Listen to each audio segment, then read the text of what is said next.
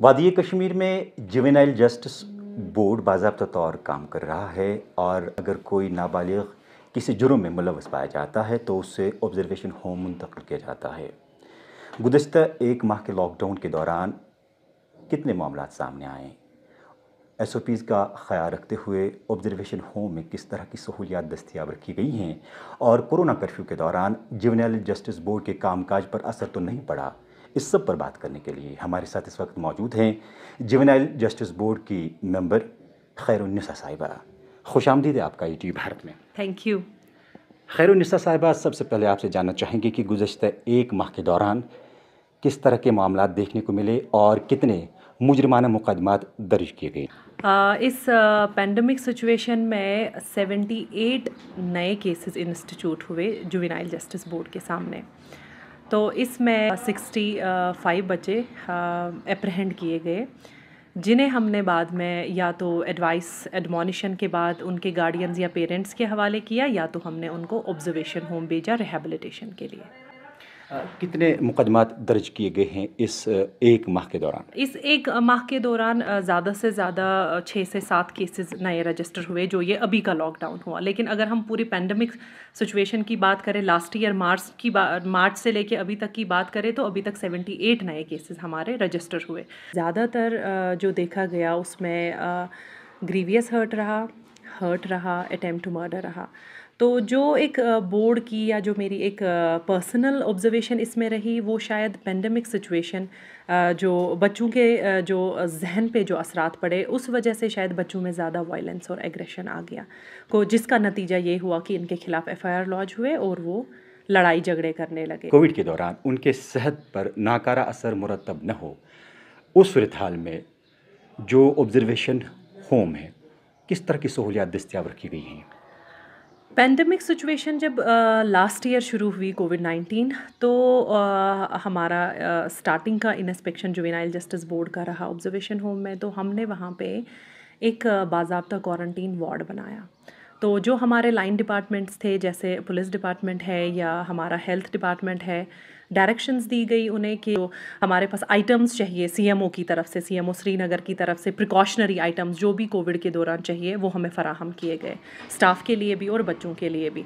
और दूसरा कि SSP श्रीनगर को डायरेक्शन दी गई कि जब भी कोई भी बच्चा प्रोड्यूस हो जुवेनाइल जस्टिस बोर्ड के सामने या जिसकी भी प्लेसमेंट, जिसका भी नया एडमिशन ऑब्जर्वेशन होम में हो, सबसे पहले उसका रैपिड टेस्ट या NTPR टेस्ट हो गया होना चाहिए, ताकि अगर हमारा बच्चा, जब हमें पहले ही मालूम पड़े कि ये फ्री है कोविड-19 इन्फेक्शन से, तब जाके हम उसको एडमिशन देंगे ऑब्जर्वेशन होम में। और तभी जाके, और उस दौरान जब उसका एडमिशन ऑब्जर्वेशन होम में होता है तो उसको क्वारंटीन वार्ड में रखा जाता है उतने वक्त तक जब तक उसका RT-PCR टेस्ट नहीं होता। जो ही उसका RT-PCR टेस्ट नेगेटिव रिपोर्ट उसका आ जाता है तो हम उसको फिर बाकी बच्चों के साथ रखते हैं। अच्छा, क्या इस दौरान कोई ऐसा बच्चा सामने तो नहीं आया जो कोविड पॉजिटिव पाया गया? मई के महीने में एक बच्चा प्रोड्यूस किया गया जुवेनाइल जस्टिस बोर्ड के सामने along with his rapid test report, जिसमें वो नेगेटिव था। तो हमारी तरफ से डायरेक्शन हुई कि RT-PCR टेस्ट भी इसका कराया जाए। तो RT-PCR टेस्ट उसका कराया गया, लेकिन ऑब्जर्वेशन होम को हमारी तरफ से डायरेक्शन हुई कि इसको क्वारंटीन वार्ड में रखा जाए। तो सेम उसी तरीके से हर एक SOP फॉलो हुआ। 2 दिन बाद उसका RT-PCR रिपोर्ट आ गया और वो बच्चा पॉजिटिव था। तो अल्हम्दुलिल्लाह उस बच्चे को पहले से ही हमने सेग्रीगेट किया हुआ था, क्वारंटीन वार्ड में था। तो उसके बाद उसके लिए बेल एप्लीकेशन आ गई उसके लॉयर की तरफ से। तो उसके पेरेंट्स को हमने काफ़ी काउंसलिंग करने की कोशिश की कि हम इसको बेल आउट तो कर देंगे, लेकिन हम उसको क्वारंटीन में रखना चाहेंगे 14 दिन तक। लेकिन पेरेंट्स को कन्विंस करना हमारे लिए बहुत मुश्किल हो गया। उनको ये बात एक्चुअली समझ ही नहीं आई कि बेल आउट अगर इसको कर रहे हैं तो ऑब्जर्वेशन होम से बाहर क्यों नहीं भेज रहे हैं। तो फाइनली हमने उनसे एक बॉन्ड लिया लिख के कि हर एक SOP फॉलो हो जाए, और हमारी तरफ से जो हमारे डिस्ट्रिक्ट के प्रोबेशन ऑफिसर्स हैं या हमारे सोशल वर्कर्स हैं वो फॉलो अप लेते रहे, और अल्हम्दुलिल्लाह आज बच्चा बिल्कुल सेफ़ है और अपने पेरेंट्स के पास है। इस एक माह के दौरान कितने बच्चे मुंतकिल किए गए ऑब्जर्वेशन होम, और इस वक्त वहाँ कुल तादाद कितनी है? एक महीने पहले की अगर हम बात करें तो 32 बच्चे हमारे ऑब्जर्वेशन होम में थे, लेकिन प्रेजेंटली इस टाइम पे 16 बच्चे हैं। तो वो बाकी के सारे बच्चे बेल आउट हो चुके हैं। डिफरेंट डिस्ट्रिक्ट्स की मैं बात कर रही हूँ, मैं सिर्फ श्रीनगर डिस्ट्रिक्ट की बात नहीं कर रही हूँ, क्योंकि हमारे पास पूरे कश्मीर डिवीज़न में एक ही ऑब्जर्वेशन होम है।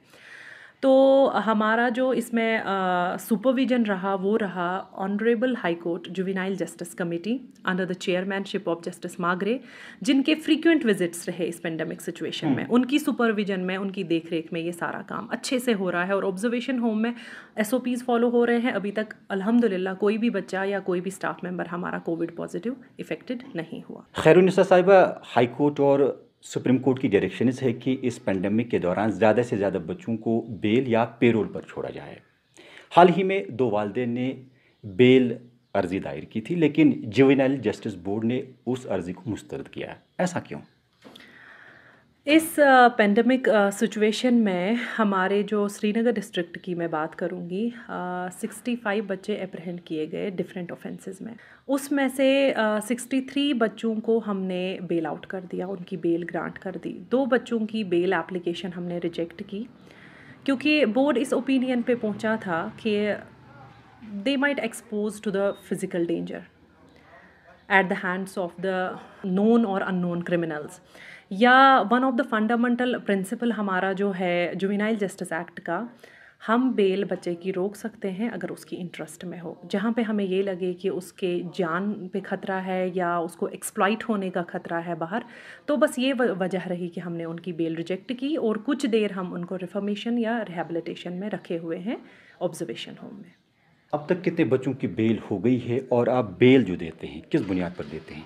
एक्चुअली बेल जो है बच्चों की, जो ही हमारा कोई भी कॉन्फ्लिक्ट वाला बच्चा अप्रहेंड हो रहा है तो बेल उनके लिए मैटर ऑफ राइट बन जाता है। हमें उनको बेल पे छोड़ना ही छोड़ना है और इसी तरीके से हम इस प्रोसीजर को फॉलो करते हुए हर एक बच्चे को कुछ देर के लिए ऑब्जर्वेशन होम में या इन्वेस्टिगेशन पीरियड के दौरान हम उसको ऑब्जर्वेशन होम में रखते हैं, ताकि हम उसका social investigation report, individual care plan या केस हिस्ट्री तैयार कर पाएँ। उसके रिपोर्ट आते ही जो हमारे प्रोबेशन ऑफिसर्स है या सोशल वर्कर्स है वो ये तैयार करके उसके बाद जो उसकी रिपोर्ट आती है उस बिना पे हम उनको बेल आउट कर देते हैं। उस दौरान उनकी काउंसलिंग लगातार रहती है ऑब्जर्वेशन होम में। जो ही हमें लगता है कि ये थोड़े से रिफॉर्म होने लगे, इनके बिहेवियर में थोड़ा सा चेंज आने लगा, हम उनको बेल आउट कर देते हैं। हाल ही में वादी कश्मीर में ह्यूमन ट्रैफिकिंग का एक मामला सामने आया है जिसमें 2 नाबालिगों को बचाया गया। क्या बोर्ड के पास इस तरह का कोई मामला है? एक्चुअली जहाँ पे आप चाइल्ड ट्रैफिकिंग की बात कर रहे हैं तो वो जुवेनाइल जस्टिस बोर्ड के जुरिस्डिक्शन में नहीं आते हैं, लेकिन हमारे यहाँ सेम प्रीमाइसेस में एक और स्टैट्यूटरी अथॉरिटी है, that is the child welfare committee. आखिर पर जाना चाहेंगे कि हमारी वादी कश्मीर में चाइल्ड केयर इंस्टीट्यूशंस कितने हैं?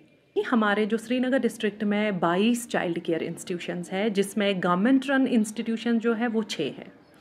उसमें इंक्लूड हमारा ऑब्जर्वेशन होम है, हमारे नारी निकेतन बाल आश्रम शेल्टर होम्स जो न्यूली एस्टैब्लिश हुए हैं।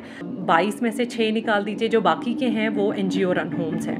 बहरहाल आपने जुवेनाइल जस्टिस बोर्ड के कामकाज और नाबालिगों के मामला से मुतल्लिक़ ETV भारत से बात की। आपका बहुत बहुत शुक्रिया। Thank you.